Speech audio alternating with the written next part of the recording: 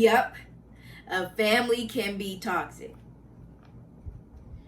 If that family does not respect your boundaries. I'm getting stronger, step by step. The clock is ticking, but there's no time for regrets. I've been flying from town to town, from London to Taiwan. The word of the day today is growth. Growth means to improve your career, your self-knowledge, your self-awareness, and even your skills. Growing is a good thing. And sometimes you may be around a certain group of people, and you end up going in a different direction and you outgrow those people. And that's okay. That's okay. Don't think just because, oh, I'm leaving them behind. Worry about yourself. And once you get to a stable situation, then you can help and reach out to basically help your friends or help this person or help that person. Now I'm going to dive into this subject about toxic relationships and what it is to be toxic. Toxic alone means to be poisonous, to be not good for you, to be really harmful and destroying. If you think about poison, what do you think about? You may think about death. You may think about getting very ill. And that's exactly what it is. So a toxic person can be just like that, but in a different way. Those people who are toxic, they're there to destroy you, whether they know it or not.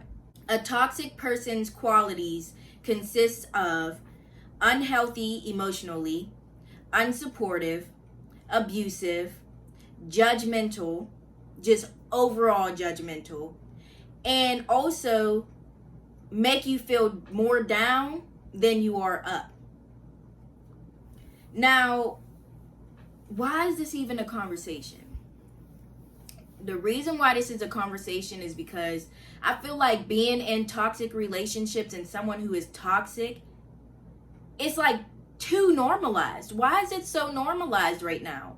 Like I see everywhere on Facebook, on Instagram, on Twitter, oh, he's toxic. I want someone who's looking outside my window, or I want someone who controls me. Like younger people right now, I see like they're bragging, saying, oh, I'm toxic. Oh, I love being toxic. And it's like, why do you love being toxic? Like there's really people out here who are toxic and can't help it, and they feel bad for being toxic, and they can't understand why they're toxic or how they even got in that predicament. But there's actually also people out here who are just happy. Yep, I'm toxic, or bragging about being toxic. That should not be a thing. So I was doing some research on why and how people may be addicted to being toxic. And it basically was saying that, like, people, why is being toxic an issue? Many things come to mind on why I should tell everyone why being toxic is an issue, but the number one thing that comes to my mind is it's damaging. It's damaging to the person who it's being done to, and it's also damaging to the person doing it, believe it or not. It can cause fear, insecurities. It can cause depression, anxiety. It can cause paranoia. Toxic relationships are dangerous to your mental health, and they will literally kill you, physically and mentally. Whether you realize it or not, if someone is toxic, they're toxic. Like there's no getting around it. Whether that person realizes it or not. Whether the person realizes it or not, the person in the toxic relationship can be impacted negatively mentally. So I even wrote down a list of things, signs of a toxic relationship. All take, no give backs, meaning all they're doing is taking. They're not giving you. And I'm not saying material, I'm not saying money, I'm saying they're not giving you the time to express how you feel. They're not giving you the time to say, how's your day? All they want to do is take from you, just draining, sucking all the energy out of you. Also, if you're feeling drained, if the person's feeling drained, they may be in a toxic relationship as well. A toxic relationship has imbalance, unreliability, repeated judgment. If someone is always judging you, now there's such thing as telling you how it is, but repeated judgment is a different thing. Like, you're basically saying, nope, don't like that about you. Nope, don't like that about you. Why are you in a relationship or even a friendship with someone who doesn't like anything about you? Also, nonstop narcissism, never-ending drama, always fighting all the time, always arguing. Like, that is so normalized right now. People are just like, oh yeah, that's normal. They argue every day. They argue every night. They go to sleep upset with each other. That's not normal. That's not okay. Now, there might be some nights where a person may go to sleep mad at their partner. I don't recommend it, but it may happen. But for that to happen every day or every other day, that's unhealthy. Also, if someone is in a relationship and they lower their standards for that person, oh, here's a big one. If someone brings out the worst in that person, if they feel like they can't do anything right because the person's always upset at them and getting angry with them, even if they do something small, make one little mistake, they're always upset and lashing out on them. Anger can be a sign. Anger all the time can be a sign of a unhealthy relationship as well. Lack of communication can also be a sign, because lack of communication is not healthy either. If a person is being abused mentally or physically or both, or mutual avoidance, you're always trying to avoid each other.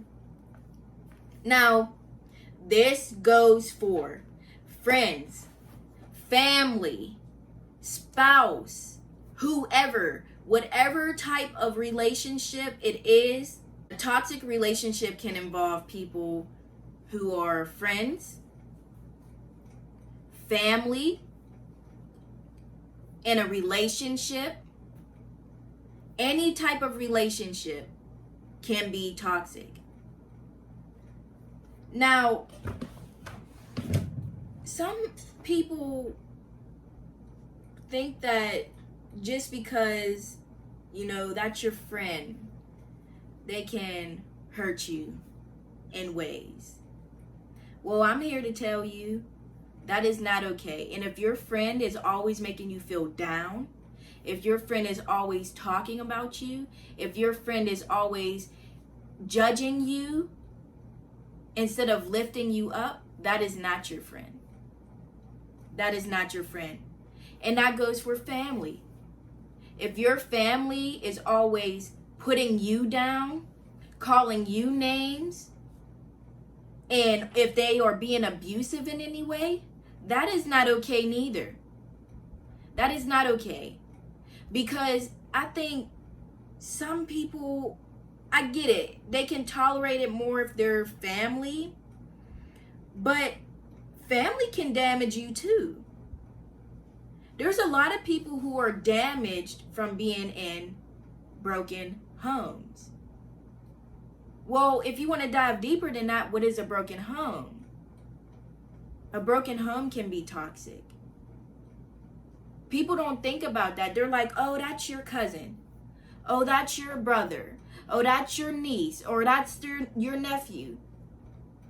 Your nephew, your niece, your brother, your father, your mother should not make you feel so sad and down. They should not call you names. They should not make you feel like you have nobody around, even though they're sitting right there. They should not talk about you. They should not sit there and keep putting you down and putting you in this one box. Listen, a lot of people who come from broken homes,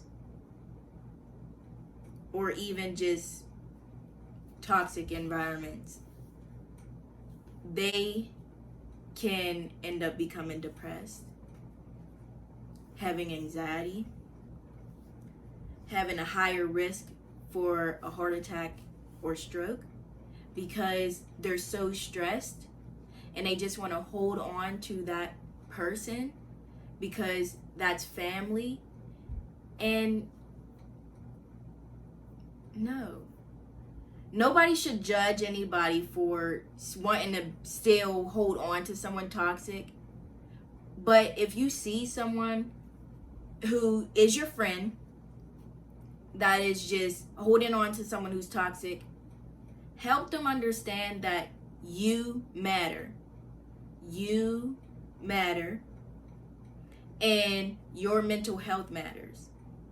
You need to sometimes worry about yourself and what's best for you, instead of worrying about, oh, what if so-and-so thinks I'm weird because I stopped talking to them? What if so-and-so thinks that I'm rude for not talking to them anymore? And also about relationships, it's about being loyal and there for each other. Just because you don't want to be in a toxic relationship doesn't mean you don't care about the person. You can still love that person. You can still love your boyfriend or girlfriend or your husband or wife. But that environment was very unhealthy for a person. So they wanted to leave. And that's okay. That's definitely okay. It's okay. It's okay to worry about yourself. You know, sometimes we have to stop just focusing on other people instead of ourselves. This goes for a boyfriend, fiance, husband, wife, girlfriend, family, any family member, any friend. Love should not hurt. Love should not hurt. It shouldn't be no competition in the relationship either.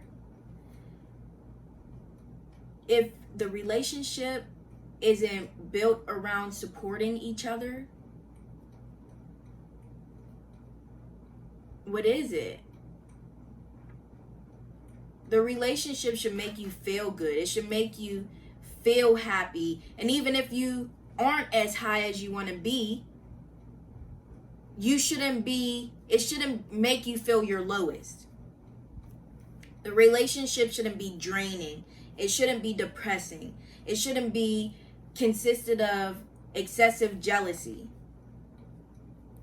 Also, constant negativity is not good. It's not good. In my other video on my channel, I had talked about positive self-talk and things like that, and why positive self-talk is good and how it works. If you haven't seen that video, guys, please check that out too. If someone doesn't recognize certain signs, if someone doesn't, if they can't understand something, it is best to basically try to look for the answers the right way. I'm going to give an example. I'm going to give an example on what I mean by a family member shouldn't be toxic. If you have a sister and your sister's always saying, "You're so emotional, it's sickening," or "You're ugly," or "You're crazy," or "You're stupid, you don't never know nothing," or if your sister is always, picking up on something, saying, like, basically always judging you. "I don't like what you're wearing, you don't look nice with what you're wearing," or judging your choices. The choices that you make in life will help guide a path for you, not for the sister, not for the brother. It helps guide a path for you. Don't let anyone tell you who you are. You know who you are. Now, when it comes to friends who just literally hit you up when they want you to pick them up, or need money, or want you to do something for them in any way, but when you call them just to talk, they're not there. That's not a two-way street. That's a one-way street. They're going down their lane, and when you try to go to talk, it's blocked. They don't want to hear it. A toxic family can be a whole different amount of things. It depends on the environment, the cultural background. Everybody has a different level of what toxic is and how it affects them, but here's some general things on what a toxic family can be, or family member can be. If the person does not respect boundaries, toxic family can create a very unhealthy situation. It actually builds stressful interpersonal relationships and can cause mental and emotional distress. If they attack your vulnerable points, like if you feel very sensitive about something and they just attack it just because they just like to, or it makes them feel better, that's not okay. If they belittle your choices, and name calling. No one should put you down that way by calling you names. It doesn't matter if it's family or not. Toxic relationships can shorten your lifespan. How can they shorten your lifespan? Is because toxic relationships is full of stress, emotional distress, anxiety, depression, whatever the person ends up going through after dealing with a toxic relationship or being in a toxic relationship. That can cause a whole number of things, like causing chest pains, nausea, headaches. If you're getting headaches from always arguing every day, just because it's just, you may think, oh, it's just headaches, but think about what's really going on inside your body. Some ways on how to help yourself, I guess, get out of it. It's easier said than done, but surrounding yourself around positive people is a good thing as well. Having a good support group who can help guide you and help, tell you, like, you're doing a good job, you're growing, you're improving. Recognizing your emotions is one. Also realizing that it hurts when you leave. What does that mean? Is that, like, people think it's so easy to get out of a relationship, whether it's a friendship or not, or real, like, you know, intimate relationship or not. People think it's so easy to leave. It's not, because you still care about that person. You still love that person. You still may want to be with that person, but it's just not good for you. Also, recognizing your emotions, and sometimes a person may need to step out of denial. Now, that's not for everybody, but again, it's based off different situations. Try weighing the pros and cons, and also making a space for yourself to heal. Toxic relationships utilize dopamine and adrenaline, and those neurochemicals are like addictive, and they predispose humans to addiction and destructive consequences of addiction. So we know what addiction is.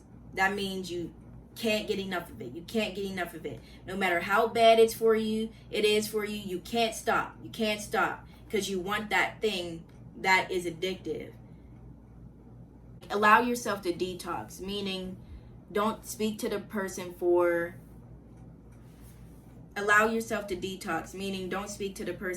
at least 2 months, maybe, to basically, everybody's different, but I would say maybe 2 months, to basically give yourself time to understand and interpret what had went on.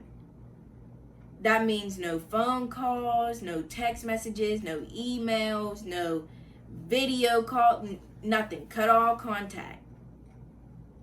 Some people may have to cut all contact forever. Some people may have to cut all contact for a certain amount of time just to let the person know, listen, I will not let you ruin me. I will not let you damage me. And maybe the person who was once trying to disrupt the person's life may say, okay, yeah, I'm not going to mess with this person like that anymore because I really care about them. And that time that they spent away from me, I actually really realized more about myself and how much I care about that person or love that person.